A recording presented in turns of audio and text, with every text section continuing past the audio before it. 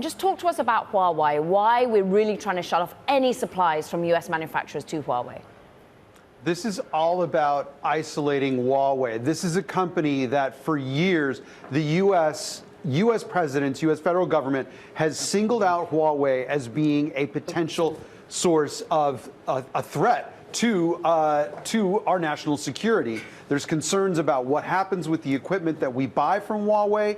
There's concerns about us enabling Huawei to become a bigger and more powerful player with the components that U.S. companies sell to Huawei. This would be yet another step by the Biden administration to isolate Huawei, to cut it off from vital U.S. supplies.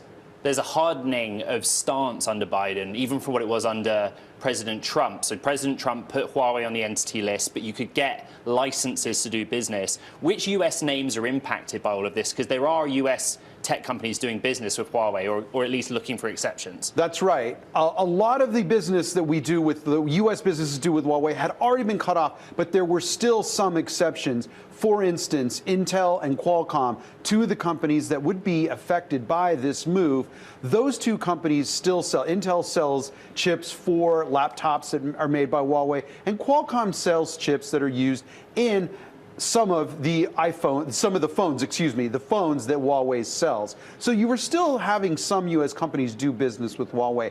This is an example of the Biden administration being under tremendous pressure from Republicans in Congress to stay tough on China and not show signs of letting up, not show anything that the Republicans consider to be a sign of weakness. And notably, Tom, of course, this is going international in terms of the administration looking to the Netherlands, to Japan. That was last week's story, wasn't it? Trying to get other countries to put similar tough stances on China.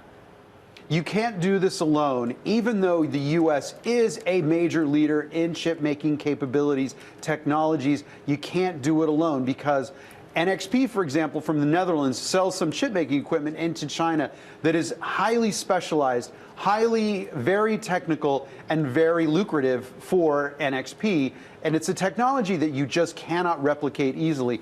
China certainly can't do it. So the U.S. cannot fully isolate China. And remember, the U.S. wants to make it hard for China to become a powerhouse in chip-making capabilities. This is something that the Chinese have been behind the U.S. for time immemorial. They have made it a commitment. They have made a commitment to spending the money that it takes to become a leader in chip-making technology, and the U.S. is saying no way to that.